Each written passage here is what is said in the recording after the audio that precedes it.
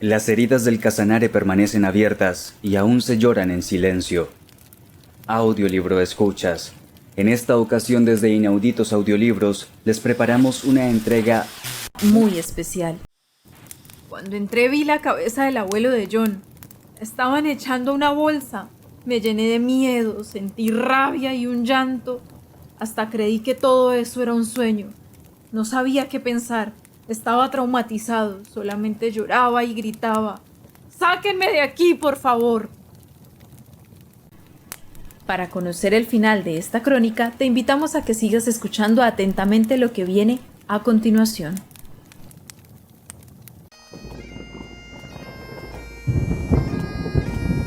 Hombres y mujeres perecen, pero las ideas, capaces de hacer arder con pasión los corazones, permanecen en la palabra.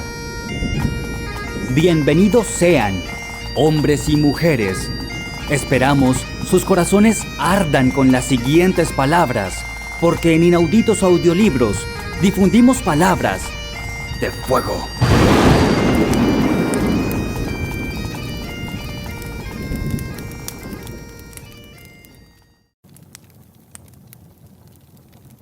El periodista Javier Giraldo Moreno habla acerca del oscuro pasado del departamento del Casanare en su libro Casanare, exhumado en el genocidio.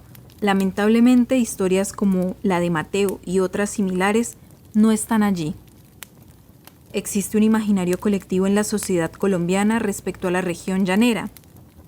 Cuando se menciona los llanos orientales de Colombia, inmediatamente vienen a la mente del lector las extensas sabanas naturales con miles de cabezas de ganado, excelentes paisajes, esplendorosos atardeceres, música de arpa, cuatro y maracas y una sabrosa mamona. Otros recuerdan el llano por los paseos a tierra caliente, los mosquitos, los inmensos ríos y espesa vegetación que abriga una enorme riqueza de biodiversidad. Pero todo esto tiene una contracara, una imagen construida a través de los titulares de prensa, que habla del conflicto armado, los cultivos ilícitos, los desplazados, los escándalos de corrupción, las regalías petroleras y una que otra feria o reinado. Apuntes del libro Casanare exhumado en el genocidio. Mi relación con Mateo Reyes y John Díaz se estableció en la universidad. Los conocí en clase de deporte. En ese momento nos hicimos realmente amigos, pero poco después, estos dos caballeros me cuentan lo que sería esta crónica. Un relato cruel que vivieron en los llanos orientales, en una época que no podían salir a la calle porque serían secuestrados o asesinados.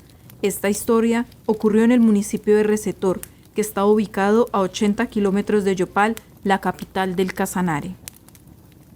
Mi amistad con Mateo Reyes se debe desde el colegio. Vivimos juntos en esa época, donde no conocíamos un atardecer porque teníamos que estar en casa desde las 5 de la tarde. Dice John Díaz: la experiencia de Mateo es dura, muy fuerte, no solo por lo que experimentó su propio cuerpo, sino por las imágenes que tiene que guardar en sus ojos por el resto de su vida. Esa fría oscuridad me llevó a pensar que iba a morir. Mis pensamientos me enloquecían, pensaba que si no me mataban, tenía que matar. Estaba encerrado donde menos me lo imaginaba. Allí tuve grandes experiencias con mis amigos. En este lugar conocí las letras por primera vez. Allí aprendí a leer y allí reconocí las siglas ACC. Ese espacio donde una vez nos decían: por favor, estudien, para que no termináramos donde yo terminé. Recuerda Mateo Reyes. Esa mañana hablé con Mateo. Teníamos clase de matemáticas en la escuela de la Vereda del Begón, en el municipio de Recetor. Ya era la última hora para terminar la jornada. En esa clase vi a Mateo introvertido, como extraño, como si nunca lo fuera a volver a ver. Salimos de la escuela y Mateo se despidió de nosotros. Él siempre iba con apuros, vivía muy lejos, tenía que caminar entre trochas para llegar a la finca donde vivía. Esa época era muy dura. Si no habían caballos disponibles, teníamos que andar entre caminos de herradura, exponiéndonos a que nos reclutaran para ser parte del comando de las ACC, Autodefensas Campesinas del Casanare. Ese día reclutaron a Mateo. Siempre dicen que cuando uno tiene malos presentimientos, se cumplen. Eso era lo que sentía en clase de matemáticas. Me enteré en ese momento de la cena. Fue una de las noticias más nefastas para mí, porque escuché a mi madre que estaba diciendo que la madre de Mateo había llamado para confirmar si él estaba conmigo. Pero no, después de un momento, casi una hora, vuelve a llamar la mamá de Mateo diciendo que había sido secuestrado por los paras. Recuerda John en esa tarde. Mateo Reyes fue reclutado por las autodefensas en el año 2003. Él iba de camino hacia su casa, la cual está ubicada a media hora de la escuela. 3 hombres de civil lo paran a mitad de camino y le dicen: «Pelado, ¿qué anda haciendo por estos lados?». Les contesté que iba para mi casa y me volvieron a preguntar: «¿Cómo se llaman sus padres?». Y la respuesta que di fue la que me llevó casi a la muerte. Mis padres son José Antonio Reyes Buitrago y Edelfina Camargo. Recuerdo que un hombre de los 2 que me había reclutado, alias 47, me dijo: «Es que su padre está involucrado con nosotros. Es un informante». Nunca me dio pena decir que soy hijo de José y de Delfina, pero gracias a mi padre, por sus errores, casi me muero. En el año 2003, 50 personas fueron retenidas por las autodefensas campesinas del Casanare, entre ellos jóvenes, adultos y adultos mayores. Este hecho sucedió en la vereda del Begón, que está ubicada a 7 kilómetros de la zona urbana del municipio de Recetor. Este pueblo era considerado zona roja. El 45% de las personas estaban involucradas con las ACC, pero como dicen por ahí, el poder y la ambición rompe el saco. Estos actores armados venían de Tauramena Casanare, y la única entrada que tenían al pueblo de Recetor era por la vereda del Begón. Un testimonio diferente al reclutamiento de Mateo fue el del padre de John, Andrés Díaz, un profesor de informática del Colegio Fernando Rodríguez del municipio de Recetor, quien fue citado el 8 de febrero de 2003 con el grupo de las 50 personas. Cuando la brisa veranera secaba mi sudor por la acción física al caminar bajo el día soleado, aquella tranquilidad que se vivía entre los agrestes montañas de la cordillera oriental, degustando la fragancia que expele el campo en la vereda del Begón, un saludo arrogante y prepotente interrumpe mi marcha en la finca del Guandalay, propiedad de mi suegra, Carmen Salgado. «Señor, buenos días. Necesito que se dirija conmigo. Somos las autodefensas campesinas del Casanare». En ese momento el sudor aumentaba en mi rostro, pero era frío. Como toda persona obediente me puse a disposición para ir donde dijera ese tipo. Eran las 11 de la mañana de aquel fatídico día donde el cerebro trataba de fundirse con tanta información cruzada, asimilando mi pasado, presente y futuro. Sin embargo, entre paso y paso llegamos al lugar indicado y custodiado por una mujer y 2 hombres. Sentado o recostado sobre una roca, observaba y presenciaba con frecuencia una cantidad de niños que cargaban escopetas terciadas y eran obligados a cargar agua a culatazos de fusil por aquellos vestidos de militar y brazalete de ACC. A la espera de hablar con el supuesto comandante, alias Boris. Eran las 5 de la tarde y empiezo a ver cómo el grupo de personas crece rápidamente. ¿Qué ocurre allá? ¿Quiénes son esas personas? No es nada que le interese. Personas que vienen a hablar con mi comandante. De manera que mi intención era salir a correr hacia ese lugar y muy lentamente lo logré. Son las 8 de la noche. Son mis conocidos del pueblo donde trabajo y también de veredas cercanas. Ya estamos aquí, pero lo que han hecho es seleccionar un poco de gente entre 15 y 30 años aproximadamente. Así recuerda ese fatídico día Andrés Díaz. Andrés Díaz estaba retenido en una finca que quedaba a 1 hora de la escuela donde estaba Mateo, el amigo de su hijo, donde también estaba su suegro, Ernesto Zambrano. Las ACC habían realizado 2 comandos y pretendían reunirlos en la vereda Gurubita, cerca a Tauramena Casanare. Entre la oscuridad reconocí al abuelo de John, Ernesto Zambrano. Estaba colgado patas arriba, amarrado de una de las vigas que sostenía el salón de clases. Me traté de acercar para que él me reconociera, pero era imposible. Yo estaba encadenado a una columna del salón. Traté de mencionar su nombre, pero no podíamos hablar. Sinceramente no sabía qué iba a pasar con nosotros. Habían muchachos entre los 18 años. adultos y adultos mayores, como en el caso del abuelo de John. También reconocí a otras personas. Pasaron unas 5 horas aproximadamente. Entra un tipo con bigote y con el camuflado del Ejército Nacional de Colombia. Realmente pensé que nos habían salvado, pero no. Me di cuenta que el tipo que había entrado era el comandante de ese frente, alias Boris, que pertenecía a las ACC. Eso era lo que decía en su brazo derecho, un listón con las siglas de las Autodefensas Campesinas del Casanare. El comandante da la orden de soltar a los más jóvenes. Nos sacaron del salón y nos llevaron a un potrero. Nos reunieron a todos. Sin embargo, yo alcanzaba a ver a través de una ventana lo que estaba sucediendo en el salón, donde se quedaron los mayores. Alcancé a ver entre la oscuridad y la neblina que estaban golpeando al abuelo de John. Más tarde nos vuelven a entrar en el salón, y lo más feo que jamás he visto, que siempre sueño con esa maricada. Vi los restos de unos compañeros que estaban conmigo desde el principio. Toda esa sangre, todos esos pedazos de extremidades de los cuerpos, ellos habían sido descuartizados. Cuando entré, vi la cabeza del abuelo de John. La estaban echando en una bolsa. Me llené de miedo, sentí rabia y un llanto. Hasta creí que todo era un sueño. No sabía qué pensar. Estaba traumatizado. Solamente lloraba y gritaba: «¡Sáquenme de aquí, por favor!». Chillaba con las lágrimas en mi voz. Después nos volvieron a sacar del salón. Esta vez nos llevaron por un camino de herradura. Caminamos 1 hora, llegamos a un río. En ese momento se me vino a la cabeza: ¿por qué no me escapo? Duré con ese pensamiento un buen rato y vi quienes nos cuidaban estaban por todas partes. La única era tirarme al río, pero si me disparan, era confiar en Dios para que todo saliera como me lo imaginaba. Mis compañeros que conmigo estaban asustados, esa noche reconocí incluso a amigos de mis padres. Estaban resignados a lo que sería su muerte. Recuerdo que uno de los tipos que nos cuidaban tenía aspecto de indigente, olía mal. Él mencionó por el radioteléfono que nos llevaban a la escuela de la vereda Gurubita para encontrarnos con otros retenidos. En ese momento los 3 muchachos que nos estaban cuidando recibieron una llamada por el radio y se alejaron un poco.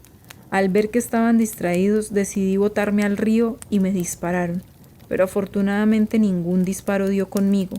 Me lancé al agua, iba con mucha fuerza. Lo único que pensaba era que no me ahogara. Gracias a Dios, salí varios kilómetros más adelante, entre Tauramena y Recetor, donde se desemboca el río Sunce y se une al río Cusiana. En ese momento se me vino a la mente: estoy libre, pero todavía no estaba en mi casa, así que corrí todo maltratado, con raspaduras en todo mi cuerpo. Corrí toda esa madrugada hasta que llegué a una carretera. Entre la poca oscuridad que quedaba reconocí ese camino que conducía a mi pueblo natal, Recetor. Caminé 1 hora y llegué. En ese momento, un amigo de mi madre me reconoce y me recoge. Yo me desmayé y a los 20 minutos me levanté en el centro de salud del pueblo. Ahí estaban mi madre estaba llorando, y mi mejor amigo que yo no sabía cómo decirle lo que vi de su abuelo.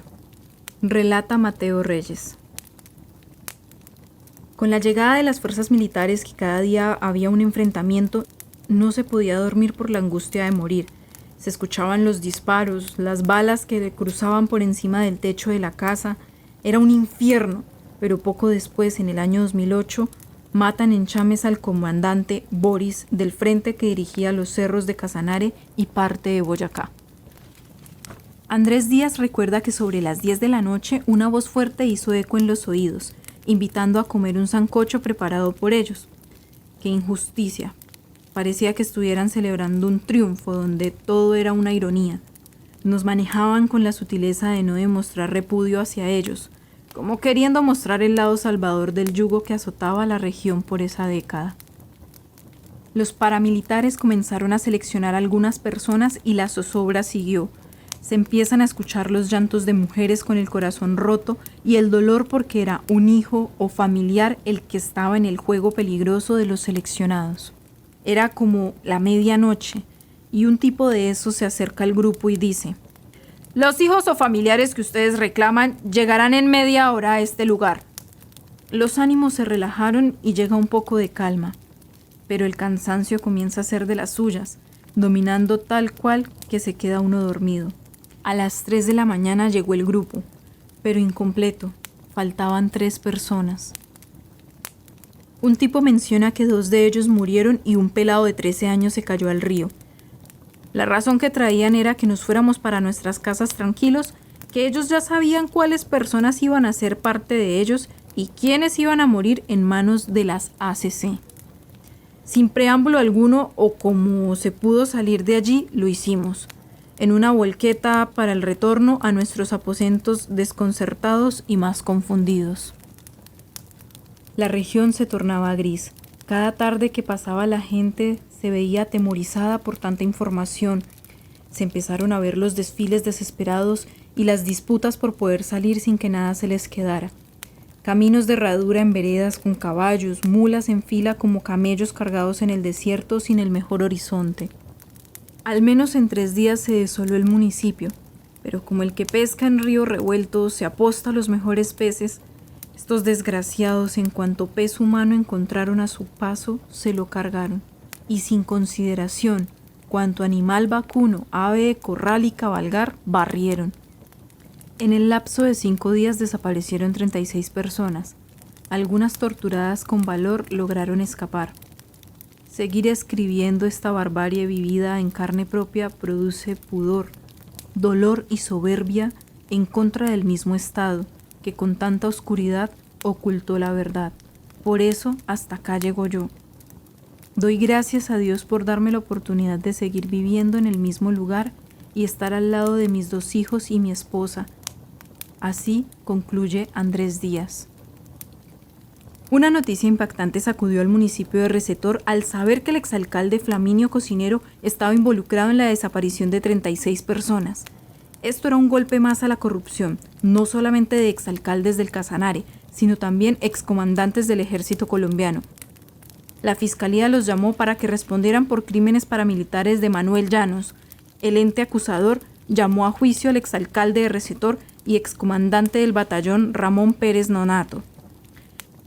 De acuerdo con la investigación, el exalcalde Flaminio Cocinero Castro ayudaba a las autodefensas campesinas del Casanare, del recién capturado Manuel Llanos, a elaborar listas con nombres de campesinos que eran torturados y asesinados por ser señalados de colaborar con la guerrilla.